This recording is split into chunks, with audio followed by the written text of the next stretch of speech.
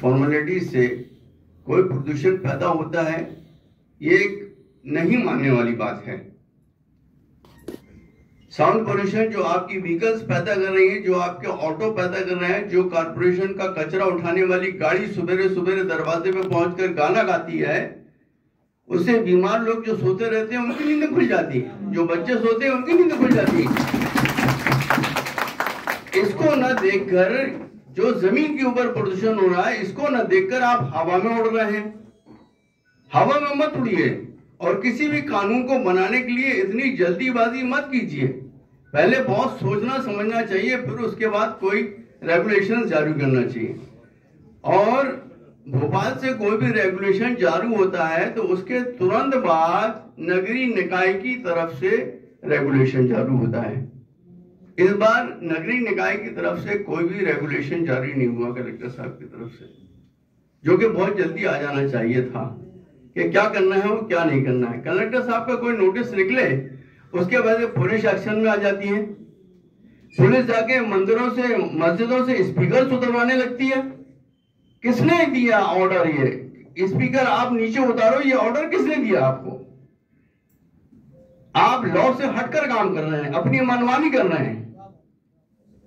ये मनमानी हमें बर्दाश्त नहीं, और नहीं हम स्पीकर उतारने तैयार। स्पीकर नहीं उतरेंगे, न मस्जिदों से उतरे और न ही मंदिरों वालों से मैं गुजारिश करूंगा कि वो भी अपने स्पीकर उतारे नहीं। लगे हुए हैं, परंपरागत तौर पर लगे हुए हैं, उनको लगे रहने दें। रह गया जो नया कानून आया है डिसेबल डिसाइड करने का, डिसेबल कौन डिसाइड करेगा ये हमें बता दिया जाए। कितना डिसेबल लगना है, हर मशीन में डिसेबल इंडिकेट करने का कोई प्रावधान नहीं। किसी के पास सस्ती मशीनें लगी हुई हैं, किसी के पास महंगी मशीनें लगी हुई हैं।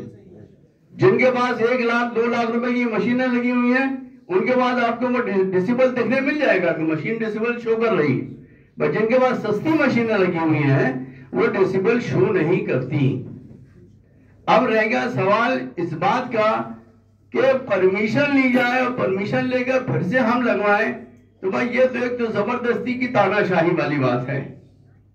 जो चीज परंपरागत तौर पर बरसों से लगी हुई है, उसको आप नए तरीके से निकलवा के बोल रहे हो कि परमिशन लो, परमिशन लेने के बाद आप लगाओ।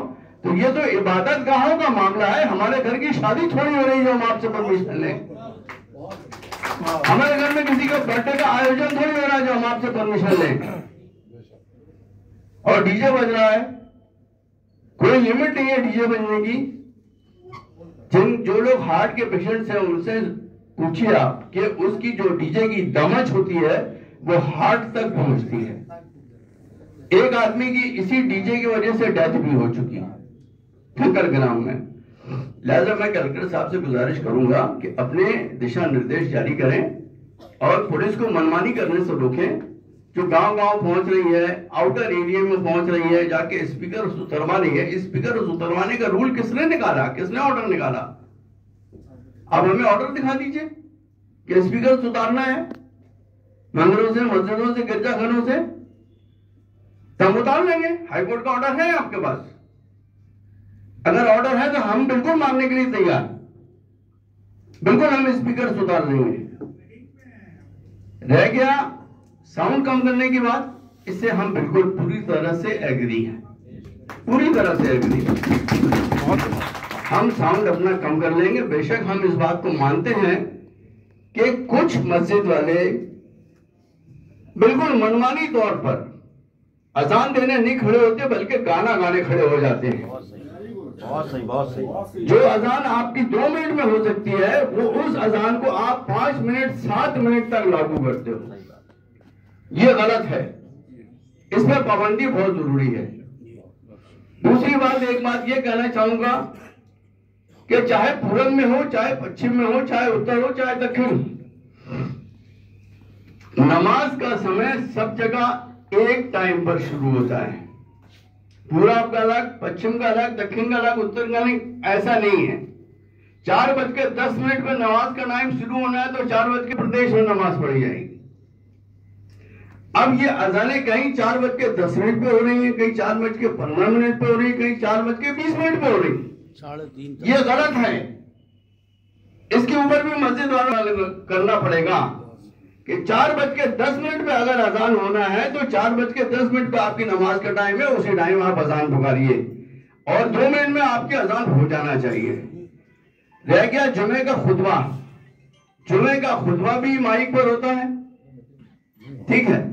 जुमे का खुतबा माइक पर होता है, उसमें बहुत से बहुत 10 मिनट लगते हैं। और फजर की नमाज को छोड़कर बाकी चारों नमाजों का जो समय है वो मार्केट समय में आता है।